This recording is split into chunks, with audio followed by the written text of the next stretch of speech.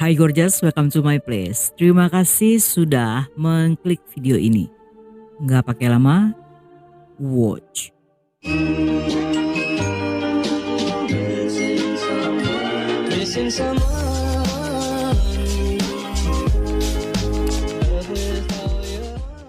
Pada 11 Oktober 2023, Kepolisian Amman Jordan menerima laporan orang hilang dari beberapa TKW asal Filipina.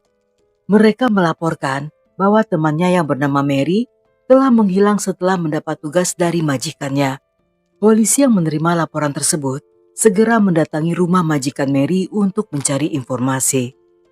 Namun di saat bersamaan, salah seorang TKW memberitahu keluarga Mary di Filipina tentang kejadian tersebut.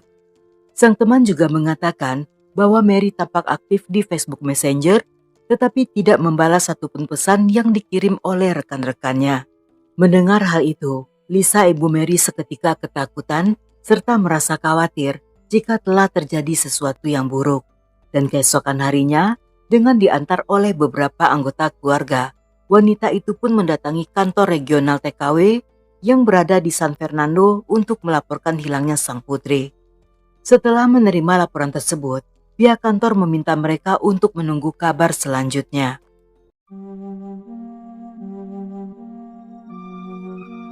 Mary dilahirkan di sebuah desa kecil yang berada di Pampanga, Filipina. Sejak kecil kehidupan keluarganya sangat sederhana. Tidak banyak yang bisa dilakukan di desa tersebut, sehingga kebanyakan warga yang berusia muda memilih untuk merantau ke kota besar demi mendapatkan pekerjaan yang lebih baik. Dalam masa-masa itu, Mary menikah dengan pria pilihannya, dan dalam beberapa tahun kemudian, dia memiliki 2 orang anak. Seiring berjalannya waktu, kebutuhan hidup semakin besar dan penghasilan mereka berdua tidak cukup untuk biaya sehari-hari. Sehingga ketika putra sulungnya didiagnosa mengalami penyakit jantung bawaan dan membutuhkan banyak biaya untuk operasi serta perawatan, di saat itulah Mary memutuskan untuk merantau. Di tahun 2015 saat Mary berusia 26 tahun, melalui sebuah agen TKW, dia pun memutuskan untuk berangkat ke Jordan. Saat itu Mary merasa senang karena ditempatkan di kota Amman yang merupakan ibu kota Jordan.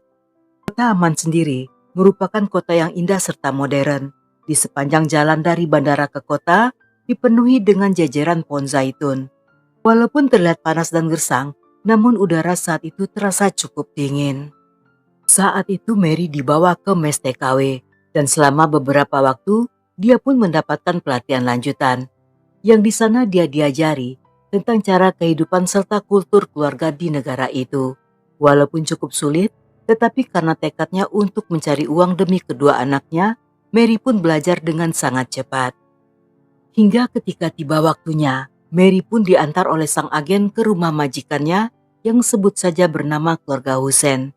Setibanya di sana, dia disambut dengan baik dan dibawa ke sebuah ruangan yang merupakan ruang khusus untuk keluarga. Yang di tempat itulah pada malam harinya akan beralih fungsi menjadi kamar tidur Mary. Ruangan tersebut terlihat sangat indah, lantai berlapis karpet tebal dengan sofa besar dan juga empuk. Yang bagi para TKW, hal itu sudah sangat mewah jika dibandingkan dengan menjadi TKW di negara Arab lainnya yang bahkan ada di antara mereka ditempatkan di kamar mandi. Di sana tugas utama Mary adalah sebagai pengasuh pasangan Hussein yang sudah lansia. Karena kedua pasangan itu juga menderita penyakit, sehingga Mary lah yang mengawasi jadwal makan serta minum obat.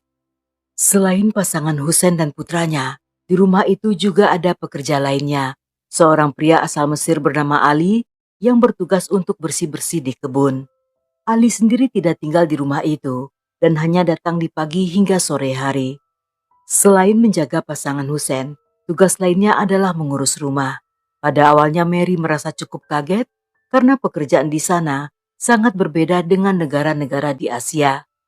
Jika di Indonesia, kita hanya membersihkan pintu dan jendela hanya di waktu-waktu tertentu, di rumah sang majikan, Mary harus melakukannya setiap hari.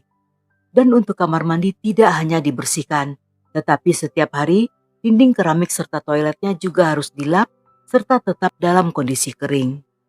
Tetapi baginya tidak masalah, karena tujuannya datang ke sana adalah murni untuk mencari uang. Dan penghasilan yang didapatnya sangatlah besar, sehingga sejak saat itu, kehidupan keluarganya di kampung menjadi sejahtera. Karena sikapnya yang baik serta tekun, tanpa terasa Mary telah bekerja di keluarga itu selama 8 tahun.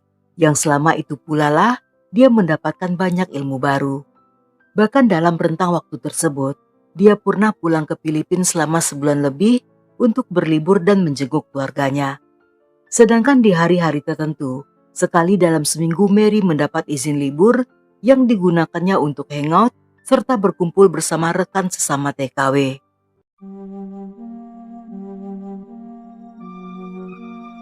Di hari yang sama saat Mary dilaporkan hilang, dua orang polisi mendatangi rumah keluarga Hussein. Saat ditanyai, pasangan itu mengatakan jika sehari sebelumnya di tanggal 10 Oktober, sang istri sebut saja bernama Hasna, telah menugaskan Mary datang ke rumah adiknya yang bertujuan untuk membantu membersihkan rumah. Mary tentunya mau melakukan tugas tersebut, karena di sana dia akan mendapatkan uang tambahan yang tentunya sangat berguna untuk keluarganya. Namun ketika keesokan harinya Mary masih belum kembali, Hasna pun menghubungi saudarinya yang mengaku jika Mary tidak pernah datang ke sana. Hal ini membuat wanita itu sangat cemas dan melaporkan pada polisi, yang laporan tersebut bersamaan dengan laporan dari teman-teman sesama TKW Filipina. Saat itu polisi pun memeriksa barang-barang pribadi milik Mary yang bertujuan untuk mencari petunjuk yang mungkin saja tertinggal. Namun sayangnya, mereka tidak menemukan apa-apa. Sedangkan akun Facebook miliknya yang tadinya masih aktif, ketika kembali diperiksa telah dalam keadaan nonaktif. Karena saat itu tidak menemukan apapun, keesokan harinya satu tim anggota polisi kembali mendatangi rumah keluarga Hussein. Kali ini dengan persiapan yang lebih lengkap, mereka mulai menggeledah keseluruhan gedung dari apartemen tersebut. Di negara Jordan untuk kalangan menengah ke atas, hampir semua rumah berbentuk apartemen berlantai 4 atau 5, yang masing-masing lantai dimiliki oleh satu pemilik. Sehingga pemilik yang tinggal di lantai 1 merupakan orang yang paling beruntung karena walaupun harga rumahnya lebih mahal, tetapi dia memiliki taman di bagian depan dan taman bagian belakang yang lebih luas serta parkiran di dalam rumah. Sedangkan penghuni lantai 2 dan seterusnya tidak memiliki taman dan parkiran mobil berada di luar gedung apartemen. Setelah mencari cukup lama, polisi yang bertugas mencari di bagian luar memperhatikan tangki air yang terletak di bagian taman belakang. Tangki tersebut terpisah dari rumah induk dan berada di dalam sebuah ruangan sempit yang terbuat dari seng yang dikunci dengan gembok. Ketika polisi mengetahui jika biasanya ruangan tersebut tidak pernah dikunci, mereka pun mulai merasa curiga dan segera membongkar kunci itu. Yang di sana, di dalam tangki air, mereka menemukan Mary yang telah tewas dengan kondisi jasad yang mulai membengkak.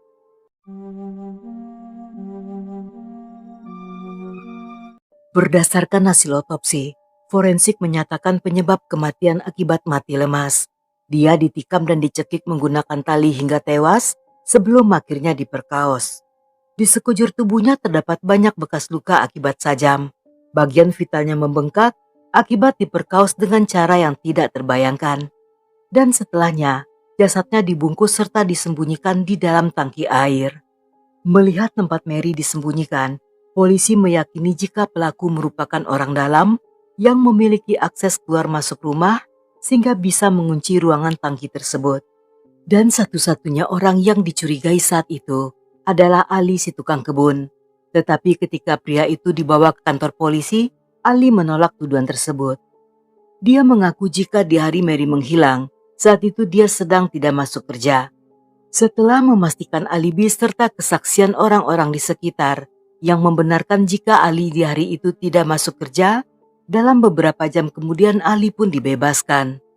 Ketika Ali sedang diinterogasi, di saat bersamaan, putra keluarga Hussein bernama Said memberi info bahwa ketika Ali tidak masuk kerja, pria itu digantikan oleh putranya sebut saja bernama Jalal. Said mengingat hal tersebut ketika dia akan pergi keluar pada pagi hari, dia sempat melihat pemuda itu sedang bekerja di halaman depan. Dan menurutnya, walaupun Jalal masih berusia 16 tahun, namun sikapnya tampak sedikit liar dan penuh misteri. Dengan adanya info ini, Polisi pun mencari di mana keberadaan Jalal dan berhasil menangkapnya saat sedang di rumah orang tuanya. Pada awalnya pemuda itu membantah dan mengaku tidak terlalu mengenal Mary. Hingga berhari-hari setelahnya, Jalal masih bersikeras dan mengaku tidak tahu tentang kematian wanita itu. Karena Mary ditemukan di halaman belakang, polisi percaya jika wanita itu juga dihabisi di rumah tersebut. Karena yakin jika rumah tentunya telah dibersihkan, polisi pun menggunakan luminol untuk mencari noda-noda cairan merah yang berhasil mereka temukan berada di dalam kamar Said. Dan seminggu kemudian, ketika polisi telah mendapatkan bukti serta hasil pemeriksaan forensik, mereka kembali mengkonfrontasi Jalal, yang setelah diperlihatkan semua temuan tersebut, Jalal yang tidak bisa mengelak pada akhirnya mengakui segalanya.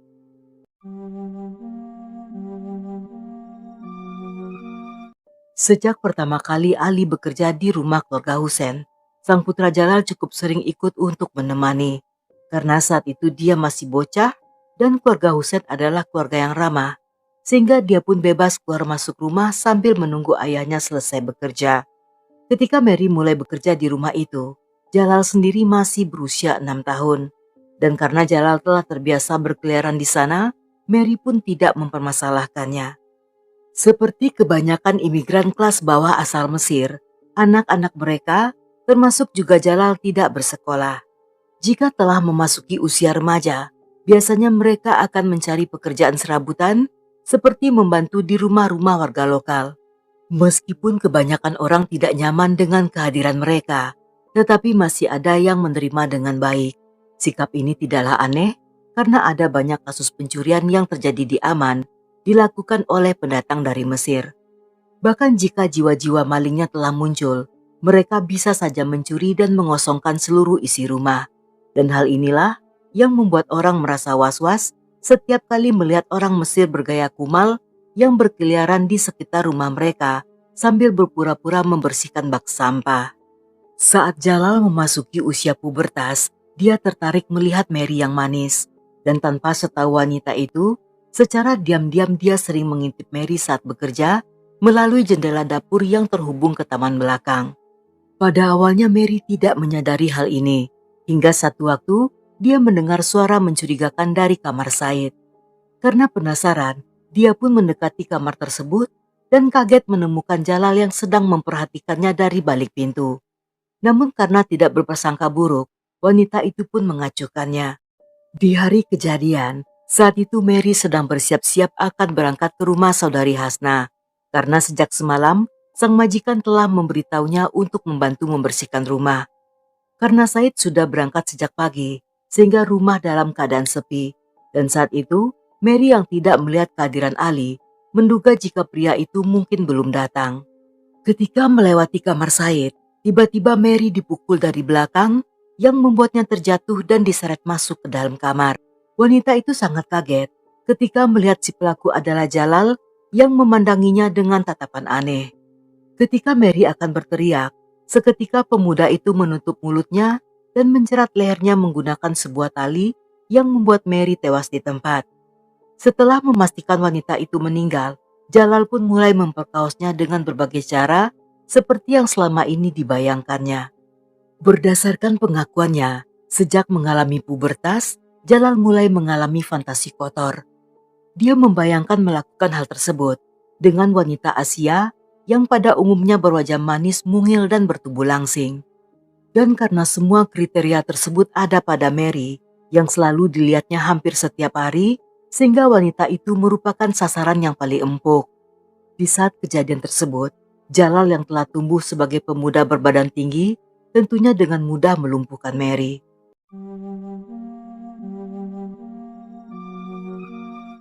Ketika kasus ini muncul ke publik, banyak orang yang merasa prihatin. Kematian Mary tidak hanya mengguncang komunitas Filipina, tetapi juga menimbulkan perhatian atas resiko yang dihadapi oleh para pejuang devisa. Meskipun ada kesempatan antar negara untuk melindungi para pekerja, tetapi dalam prakteknya masih sering terjadi hal-hal yang tidak diinginkan, terutama bagi para pekerja wanita.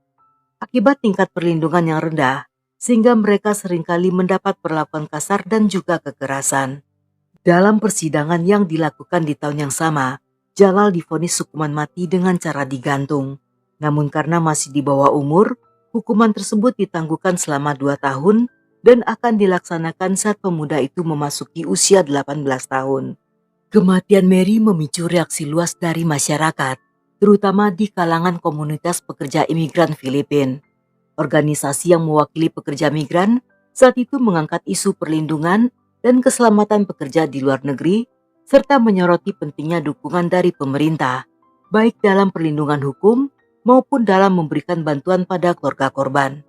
Dengan bantuan pemerintah Jordan serta Departemen Tenaga Kerja Filipina, pada tanggal 21 Oktober 2003, pada akhirnya jasad Mary dikirim kembali ke kampung halamannya. Selain itu, pemerintah Filipina juga memberikan bantuan dana serta pendidikan secara penuh pada kedua anaknya.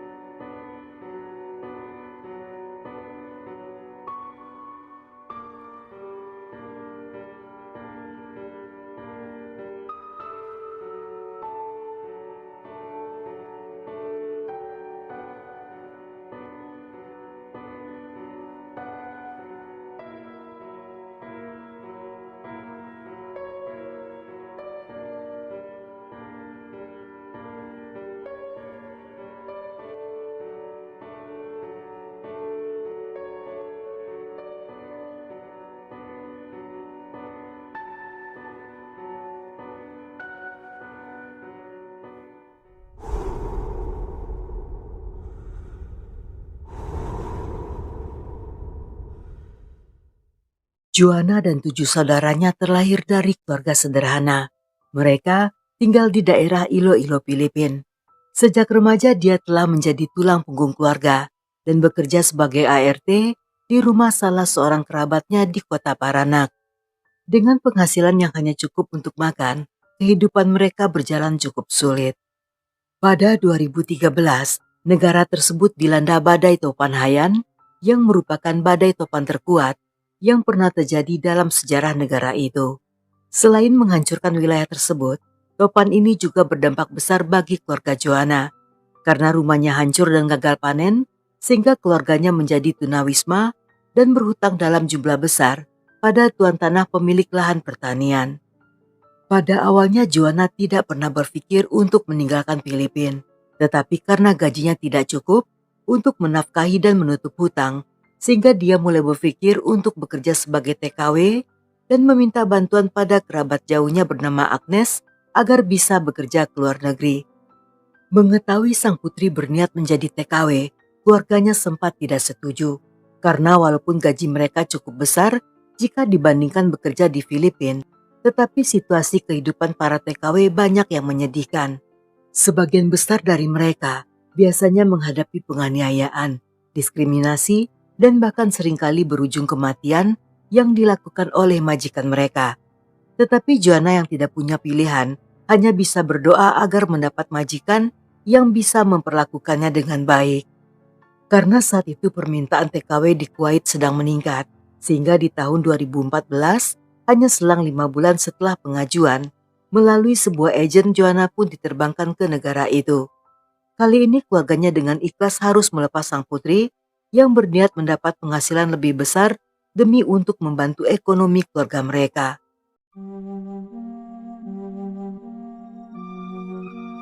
Seperti negara-negara Arab lainnya, Kuwait juga menggunakan sistem kafalah atau sponsorship. Di bawah sistem ini, pekerja imigran tidak bisa masuk ke negara tersebut untuk bekerja hanya berdasarkan kemampuan saja. Mereka perlu mencari sponsor yang akan bertindak sebagai jembatan menuju ke negara tersebut. Sponsor ini dapat berupa sebagai perusahaan penyalur atau permintaan langsung dari keluarga yang akan menjadi banjikan. Namun sebagian besar TKW akan dikirim melalui perusahaan penyalur. Pada tahun 2018, ada lebih dari 240.000 orang Filipina yang bekerja ke Kuwait. Sebagian besar dari mereka tentunya bekerja sebagai ART. Visa dan paspor akan diproses oleh agen perekrutan dan setibanya di sana, majikan akan menyimpan paspor tersebut. Selain itu, para pekerja tidak dapat berganti pekerjaan tanpa persetujuan majikannya. Jika majikan memecat, pekerja harus mencari sponsor lain atau dideportasi. Dan jika pekerja tersebut melarikan diri dari pekerjaan, maka dia akan dikenakan sanksi. Tetapi sayangnya, undang-undang yang melindungi pekerja asing di Kuwait dianggap sangat tidak efektif. Begitupun dengan Joanna, yang saat itu harus mengikuti aturan tersebut. Yang setibanya di sana, sang majikan segera menyimpan paspornya. Selama beberapa waktu, dia rutin berkirim kabar dengan saudarinya yang bernama Joyce. Tetapi pada September 2016, tiba-tiba komunikasi mereka terhenti dan Joanna tidak bisa dihubungi lagi. Hal ini membuat keluarganya merasa khawatir karena selain ponselnya tidak bisa dihubungi, Joanna juga tidak aktif di Facebook hingga pada akhirnya 2 akun Facebook yang dimiliki oleh Joanna tiba-tiba menghilang dan telah dihapus. Hal ini semakin membuat keluarganya merasa curiga karena tidak mungkin Joanna sendirilah yang telah menghapusnya karena selama ini dia selalu menggunakan Facebook agar keluarganya bisa memantaunya dari jauh. Untuk mencari tahu apa yang terjadi, keluarganya meminta bantuan pada pihak berwenang yang ada di Filipina. Namun, lembaga pemerintah tidak bisa menemukan agensi yang telah merekrut Joanna. Yang setelah diperiksa, ternyata agen tersebut telah ditutup sejak beberapa bulan sebelumnya. Dan sejak saat itu, pihak keluarga tidak bisa berbuat apa-apa selain hanya menunggu kabar dari sang putri.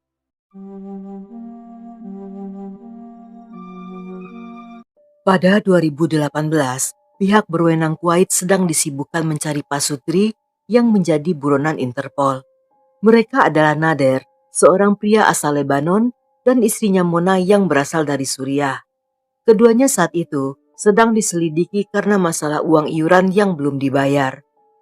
Ketika polisi tiba dan melihat apartemennya dalam keadaan kosong yang sepertinya sudah lama ditinggalkan, mereka pun memutuskan untuk mendobrak masuk serta mencari kemungkinan adanya petunjuk. Namun tanpa diduga, saat mereka membuka freezer, di sana mereka menemukan tubuh seorang wanita.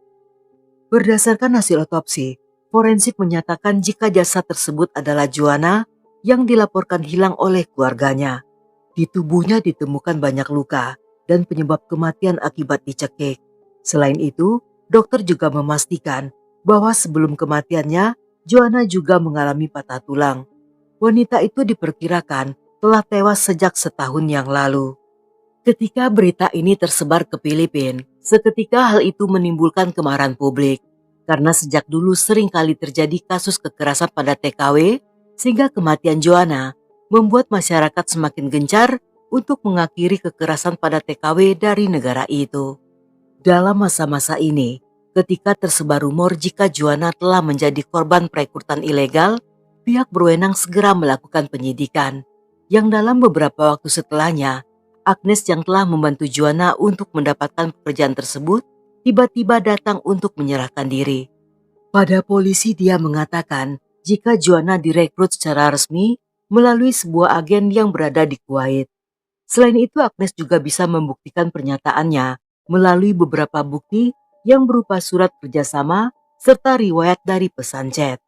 Dari agen tersebut, Agnes menerima uang sebesar 3,6 juta sebagai bentuk dari persenan. Yang setibanya di sana, Joanna bertemu dengan asisten manajer umum agensi yang bernama Mary, serta sekretaris bernama Marisa, dan seorang pegawai yang bertugas mengatur penempatan pekerja bernama Saji.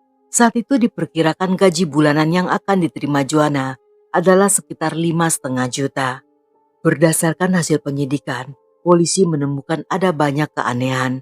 Selain agensi yang telah ditutup, pasangan Nader dan Mona ternyata adalah majikan kedua dari Joanna. Sedangkan untuk majikan pertama, yang ditemuinya saat pertama kali datang tidak diketahui siapa orangnya. Dan bagaimana bisa Joanna pergi dari sang majikan hingga akhirnya bekerja pada pasangan Nader.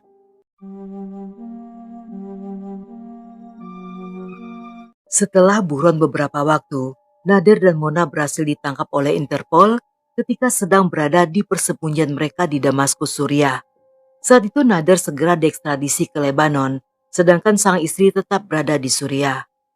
Dari pemeriksaan, keduanya terbukti sebagai pelaku atas pembunuhan Joanna. Namun hingga akhir, keduanya tidak pernah memberitahukan apa motif dari pembunuhan tersebut.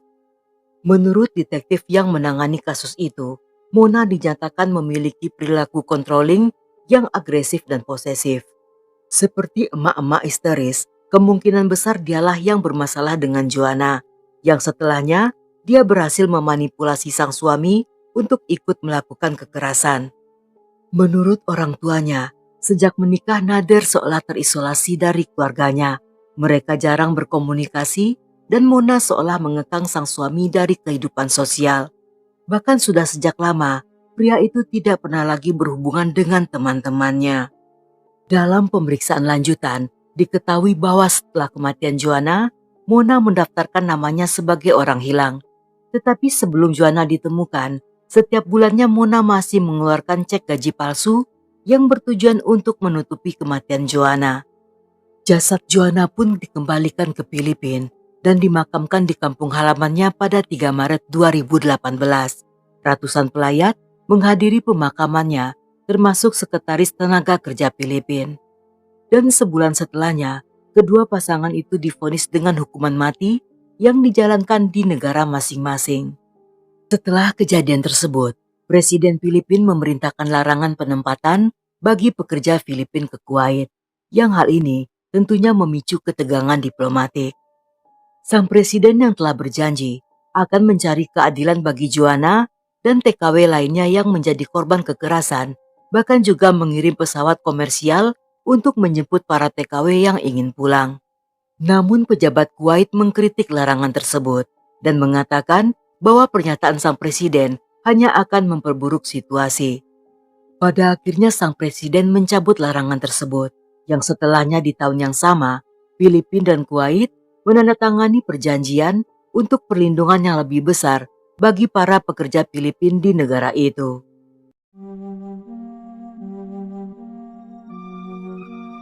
Selang beberapa bulan kemudian, kembali muncul kasus kekerasan lainnya yang terjadi pada pekerja Filipina bernama Maria. Dia mengalami kekerasan fisik serta pelecehan, dan di tubuhnya terdapat banyak luka memar serta pada bagian intimnya ditemukan sebuah mentimun. Polisi segera menangkap pelakunya yang merupakan majikan Maria sendiri bernama Bader. Namun dalam artikel tidak ditemukan kelanjutan atas kasus ini. Pada 2019 kembali terjadi kasus serupa. TKW Filipina bernama Janeline dilarikan ke rumah sakit oleh majikan laki-lakinya. Namun sesaat setelah ditangani dokter, Janeline tidak berhasil diselamatkan. Yang dari pemeriksaan, di tubuhnya terdapat banyak luka memar. Janeline sendiri pada bulan September telah melapor pada agennya tentang perlakuan sang majikan yang memberinya gaji kecil serta sering dianiaya. Tetapi sebelum pihak agensi sempat melakukan tindakan, Janeline telah lebih dulu meninggal. Kematian Janeline menyebabkan kemarahan publik dan Filipina semakin mempertegas hukum, yaitu memberlakukan larangan bagi penempatan TKW di Kuwait. Sedangkan Presiden Filipina mengatakan pada publik bahwa pemerintah menganggap kematian tragis Janeline merupakan pengabaian terhadap perjanjian yang ditandatangani oleh Filipina dan Kuwait pada tahun 2018. Dengan adanya kasus baru ini, Presiden berencana akan berkunjung ke Kuwait. Namun rencananya tertunda akibat adanya masa pandemi dan diberlakukannya lockdown. Secara pribadi sang presiden meminta pada pemerintah Kuwait untuk memberikan hukuman maksimum pada para pelaku dan mendesak Kongres untuk mengesahkan undang-undang agar membentuk departemen khusus yang bertugas menangani para pekerja. Tetapi hingga saat ini belum ada info terbaru.